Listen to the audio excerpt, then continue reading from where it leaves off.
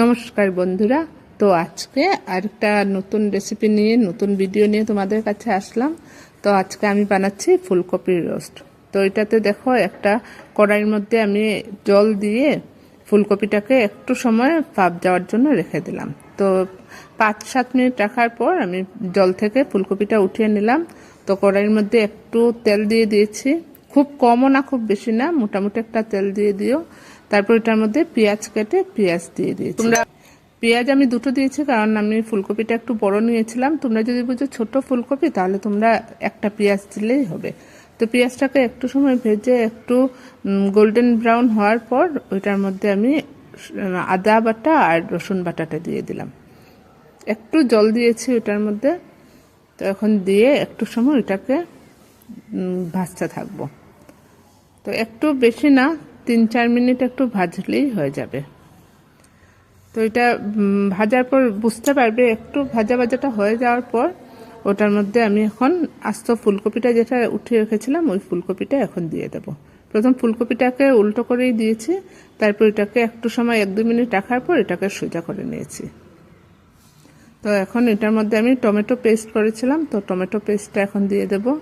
দিয়ে আবার ওইটাকে ফুলকপিটাকে উল্টে দেব। তো ওইটা উল্টানোর সময় খুব সাবধানে উল্টাবে, কারণ ভাপ দেওয়ার সময় একটু নরম হয়ে যায়। তো ফুলকপিটা উল্টাতে সময় অন্য সময় ভেঙে যায়, ওইটা খুব আস্তে আস্তে উল্টা করবে।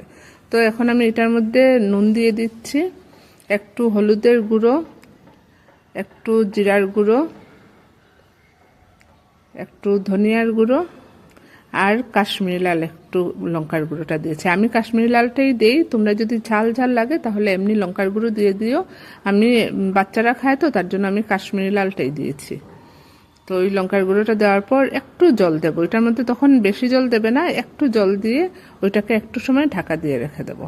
তারপর 4-5 মিনিট পরে উঠিয়ে একটু বেশি করে জল দিয়ে দেবো, দিয়ে ওইটাকে 10 মিনিটের মতো ঢেকে রেখে দেবো। তখন আবার 10 মিনিট পর আমি এটাকে আবার উল্টালাম, উল্টিয়ে একটু গরম মশলা দিলাম, দিয়ে সাবধানে উল্টাবে। আমার দেখো একটা টুকরো ভেঙে গেছে, ওইটা উল্টানোর সময় খুব নরম হয়ে যায়, তো আস্তে আস্তে উল্টাবে। তো এটার মধ্যে আমি 2টো লঙ্কা দিয়ে দিয়েছি আর একটু ধনেপাতা কুচি করে দিয়েছি।